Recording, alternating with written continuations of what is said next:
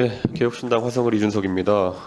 후보자님, 혹시 헌법 18조가 어떤 내용인지 대충 알고 계십니까? 말씀해 주십시오. 예, 모든 국민은 통신의 비밀을 침해받지 아니한다에 대한 부분입니다. 그런데 사실 저는 이거를 오늘 꺼내들 때 사실 정책 질의를 하려고 이제 말씀드린 건데, 방금 전에 이용기 의원님께 지적하신 그런 부분, 트로이 컷이라고 했던 부분 같은 경우에 상당히 문제의식을 가져야 될 부분인 것 같고요. 거기에 더해서 오늘 언론에서 제기하고 또 우리 위원회에서 제기된 그런 위키트리와의 계약이나 이런 부분을 조금 더 성실하게 해명해야 될 의무가 있다 이렇게 생각하는 것이, 최근에 이런 여론 조작 행위에 대해 가지고 정치권의 경각심이 높습니다. 그리고 국민들의 인지도 높은 상황 속에서 이 부분에 대한 해명을 좀 더 성실하게 하시기를 우선 부탁드립니다. 우선 HTTPS 검열에 대해서 혹시 알고 계십니까? 말씀 좀 부탁드립니다. 예, 인터넷 사이트 접속할 때 원래 HTTPS 주소로 들어가는 곳들은 전부 다 보안 통신으로 연결이 되기 때문에 중간에 누군가 가로채서 정보를 볼 수 없도록 되어 있습니다. 근데 최근 대한민국에서는 2019년에 HTTPS 차단 정책을 통해 가지고 선제적으로 음란물 도박 사이트 등에 대한 접근을 차단하고 있습니다. 이게 그러니까 사실상의 전수조사를 하고 있는 겁니다. 누군가가 인터넷 접속했을 때 HTTPS 주소로 접근했을 때 행선지가 어딘지를 서버에서 중간에 가로채서, 만약에 그것이 국가가 지정한 불온한 사이트면은 아예 들어가는 걸 차단한다는 것인데요. 이것 자체가 아까 말씀드렸던 헌법 18조에 상당히 충돌하는 부분입니다. 통신의 비밀을 보호받아야 되는데 내가 어느 사이트 접근한지를 국가가 전수조사해서 판단해서 제가 못 들어가게 한다는 거 아니겠습니까? 이런 부분을 철폐하자는 주장이 일각에 계신데 어떻게 생각하십니까? 저도 의원님 의견에 공감을 하고요. 기본적으로 헌법이 부여하는 개인의 자유와 관련해서 기본적으로는 모든 국민이 통신의 자유를 가질 권리가 있다고 생각을 합니다. 다만 최근에 N번방의 비밀 사건도 있었고 최근에 있었던 사이버 레커 사건도 있었기 때문에 이런 부분이 두 개의 가치가 충돌하는 게 아닌가 싶습니다. 예, 제가 임명이 된다면 지금 말씀하신 부분에 대해서 어떻게 하면 개인의 권리를 최대한 보호를 할 수 있을지에 대해서 예, 찾아보겠습니다. 후보자님, 이게 사실 두 가치의 충돌이라고 하기에는 우리 산업에도 막대한 지장을 주고 있습니다. 그래서 지금 보면은 전기통신사업법의 22조의 5를 보면요, 통신 사업자에게 불법 촬영물 등의 유통 방지 의무를 부과하고 있습니다. 그래서 지금 카카오톡이라든지 아니면 커뮤니티 사이트들 같은 경우에는 이미지 검열 서버를 자체적으로 마련해야 됩니다. 그래서 이용자가 전송하는 이미지들을, 이것도 마찬가지로 통신 비밀을 침해하는 겁니다. 서버가 들여다보고 음란물이든지 아니면 불법 자료라고 생각하면은 전송을 거부하도록 되어 있습니다. 근데 이게 뭐겠습니까? 서버가 들여다본다는 건 전수조사입니다. 내가 내 사랑하는 사람과 어떤 사진을 전송하든지 어떤 사적인 통신 같은 것들도 다 서버가 들여다볼 수 있도록 하는 그런 상황인데, 사실 이게 아무리 범죄 예방이라 하더라도 이런 식이면요, 음주단속을 전수조사하는 거랑 똑같은 거예요. 근데 이런 식의 규제 위주의 통신 정책 때문에 지금 대한민국 산업 자체가 위축되고 있습니다. 과거에 혹시 후보자께서는 대통령과 검사 출신인 권성동 원내대표가 소위 체리 따봉 문자라고 하는 것을 주고받은 걸 보신 적 있습니까? 봤습니다. 이 두 분의 여당 핵심 관계자들이 하필이면 왜 국산 메신저가 아닌 텔레그램을 통해 가지고 이런 내용을 주고받았는지 혹시 고민해 본 적 있으십니까? 후보자께서는 두 메신저 다 쓰십니까? 예, 쓰는데 의원님 말씀하신 대로 국내 메신저들은 지금 말씀하신 대로 이것이 서버에 남아서 흔적이 남아서 비밀이, 주고받은 통신 비밀이 유출될 수 있지 않을까라는 그 우려에서 이 독일 텔레그램을 많이 사용하는 걸로 그렇게 알고 있습니다. 아니, 감히 누가 대통령과 원내대표의 통신을 감청할 것을 우려해가지고 대단한 내용도 아닌 게 사실 확인돼가지고 이준석 뒷담화하는 내용이었는데, 이런 걸 텔레그램을 주고받지 않습니까? 이런 상황 속에서 어떤 국민들이 우리 국내 기업들의 메신저들의 통신 보안을 안심하고 이용할 수 있겠습니까? 저는 그렇기 때문에 이 규제가, 사실 저는 아까 음란물을 유포를 막는다든지 아까 N번방이라는 것도 텔레그램 통해서 유포된 겁니다. 결국 텔레그램 사업자에게는 전혀 적용되지 않는 검열들이 국내 사업자들에게만 의무로 부과되어 가지고 우리 소비자들의 통신 시장에 대한 신뢰만 떨어뜨리고 있습니다. 이 부분 적극 시정할 의사가 있습니까? 적극 시정할 의사 있고 좋은 말씀 주셔서 감사합니다. 그리고 제가 어제 서면 답변이 좀 부실하다는 지적을 드린 바가 있는데요. 이진숙 후보자의 방송 언론 관련 이력 중에 가장 돋보이는 건 저는 지역 MBC 사장을 지낸 것이라 생각하는데요.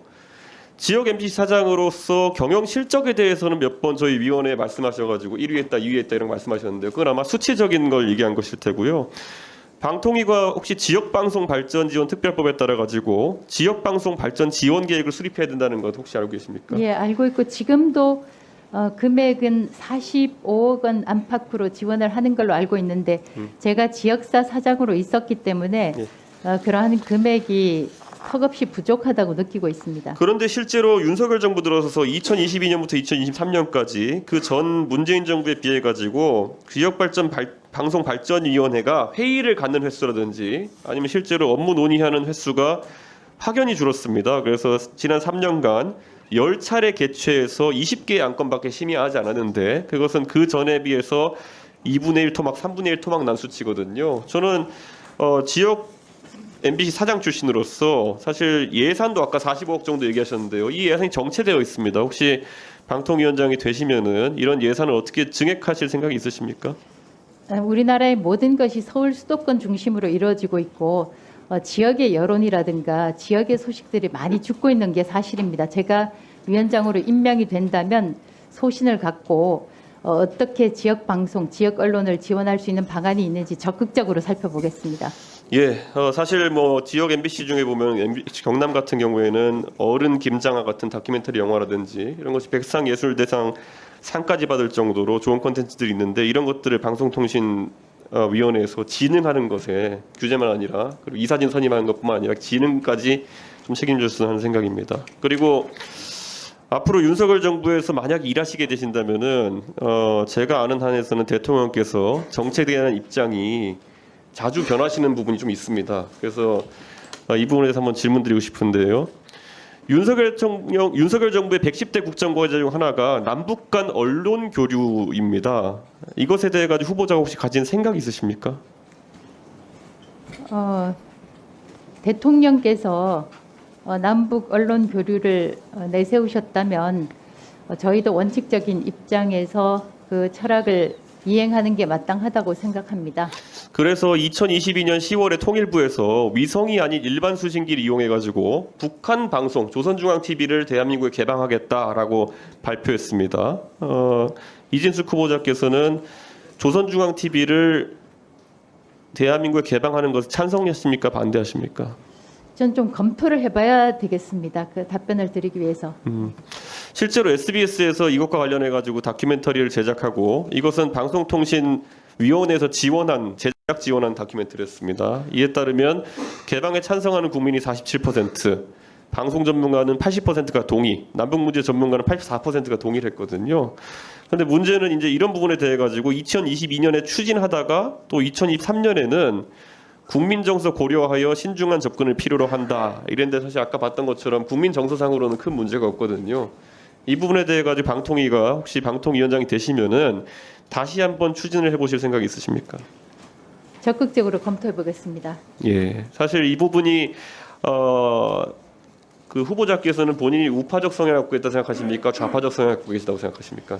제가 그 성향을 가지고 있는 것은 있지만 이 자리에서 말씀드리는 것은 적절치 않다고 생각합니다. 다만 방송통신위원장으로 임명이 된다면 저의 성향과 상관없이 중립성, 독립성을 철저히 지켜나가겠습니다. 예, 저는 어제부터 청문회를 하면서 저도 약간은 이제 좌파를 싫어하시는 경향성이 있는 게 아닌가 의심을 하고 있긴 합니다만은 우파적 가치관에서 결국 자유라고 하는 것은 북한에 대해 갖고 있는 체제 우위성이라는 것을 바탕으로 해가지고 오히려 개방적이고 그리고 정보를 자유롭게 공유하는 것이 우파의 정신에 맞다 이런 생각을 합니다. 그렇기 때문에 일각에서 이런 부분 예를 들어 북한의 실상을 공개한다고 하면은 고무 찬양이나 아니면 추종하는 상황이 생길 수 있다라고 보는 시각도 있는데 본인은 거기에 동의하지 않습니다. 실제로 텔레비전이라는 창을 통해 가지고 실제 북한 체제의 그런 어떤 실상을 보여주게 되면은 오히려 우리 국민들이 정확한 정보를 전달할 수 있지 않을까 생각합니다. 그래서 이런 사업에도 관심을 가져주시길 부탁드리겠습니다. 그렇게 하겠습니다. 예. 네, 수고하셨습니다. 예. 후보자님, 혹시 대포차나 대포폰이 뭔지 아십니까? 대포차는 모르겠고 대포폰은 압니다. 왜 그런 것들을 사용한다고 생각하십니까? 신분을 속이고 사기나 금융 사기든 아니면 어떤 종류의 사기, 신분 위장을 위해서 사용한다고. 맞습니다. 실제로 대포차나 대포폰 같은 경우에는 그래서 범죄에 악용되는 경우가 왕왕 있습니다. 근데 예전에 국정농단 수사할 때 보면 박근혜 대통령께서도 대포폰, 일명 차명폰을 쓰셨다는 이야기가 있었습니다. 근데 세상에 두려울 것이 없는 권력자들이 익명의 뒤에 숨으려 하는 이유는 어떻다고 생각하십니까? 제가 알기로는 특히 대포폰 같은 경우는 옛날에 2G 폰, 폴더식 폰을 많이 쓴다고 알고 있는데 그것은 도청에서 안전하다라는 얘기가 믿을 수 있는 건지는 사실은 모르겠습니다만. 그런 속설을 얘기하면 제가 파악하기로는 명의자 자체가 다른 사람되어 있기 때문에 법적인 책임이라는 것은 자유롭기 위해 쓰는 게 아닌가 싶은데요. 저희가 준비한 슬라이드를 보시면요. 다음 장 보시죠. 예. 저희가 2023년 나온 기사들에 대해 가지고 빅데이터 분석을 해본 결과 관계자라는 키워드로 검색한 결과 관계자 타이틀을 달고 많은 인물들을 취재했던 기사들이 주로 대통령실과 관련된 기사들 아니면 검찰과 관련된 기사들, 국민의힘과 관련된 기사들에서 이런 경우가 많았습니다. 기자로서 익명 취재원에 대해서는 어떻게 생각하십니까? 익명 취재원이 과도하게 활용된다는 생각 들지 않으십니까? 지금 이 동그라미를 보니까 예. 익명 취재원이 과도하다라는 생각이 들고요. 기자로서는 원칙적으로 익명의 소식통은 쓰지 않는 것이 바람직하고 예. 반드시 정말 썼을 경우에는 국가안보에 위해가 있다거나 아니면 그 발설한 사람한테 위해가 간다는 그런 때 빼고는 가급적이면 익명의 소식통은 쓰지 않는 것이 바람직하다고 배웠습니다. 예, 방금 후보자 말씀하신 대로 한국기자협회에서는 신문윤리 실천요강 5조에서 취재원의 명시와 보호 항목을 두고 취재원이 안전이 위태롭거나 부당하게 불이익을 받을 위험이 있는 경우에 익명 보도를 하도록 되어 있습니다. 근데 저기에 나와 있는 주요 익명 보도의 주체들은 대통령, 검찰, 윤석열, 국민의힘 누가 봐도 권력자들 아닙니까? 그렇기 때문에 저는 이런 양태에 대해 가지고 익명으로서 나온 발언들이 그렇게 건강한 발언들이 나온 것도 아니거든요. 여기서 관계자라고 지칭했지만 이게 본질적으로 과거 전임 방통위원장이셨던 이동관 위원장께서는 이명박 정부 시절에 그 당시에 청와대 핵심 요직 수석을 지내시면서 청핵관이라는 단어를 스스로 이제 자임하셨거든요.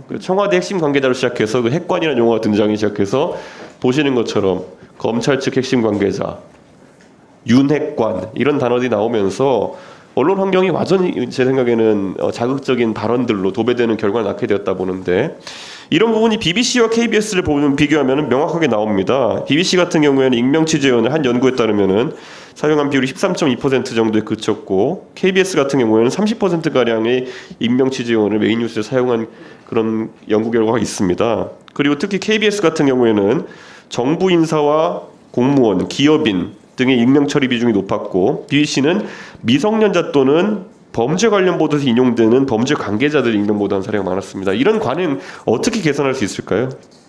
참 고민입니다. 의원님만큼 저도 고민스러운 상황인데 우선은 시작은 언론사, 방송사 자체 내에서 시작을 해야 된다고 생각을 하고요. 의원님께서 연구하신 게 있으면 좀 가르쳐 주시면. 저는 그러니까 하겠습니다. 지금 우리가 개별 언론에 대해서 심의를 하고 이럴 때 보면은 개별 기사에 대해 가지고 이런 것들을 심의해서 언론사를 타박하고 기자들을 타박하고 하는 경우는 봤어도 이런 전반적인 경향에 대해 가지고는 오히려 방통위가 조금 더 관심을 가지고 이런 그 취재 윤리나 이런 거 지켜지는지 꾸준히 관리할 필요가 있다고 생각하는데 동의하십니까? 그렇게 하겠습니다. 예, 실제로 저는 이런 부분에 대해 가지고 사실 정치 갈등이라든지 사회 갈등의 많은 부분이 이런 대포차와 대포폰 같은 책임을 담보하지 않는 익명 보도에 따라서 진행된다고 생각하기 때문에 저는 앞으로 위원장이 만약 되신다면은 이런 부분 강하게 다뤄주시길 부탁드리겠습니다. 그렇게 하겠습니다. 예. 수고하셨습니다.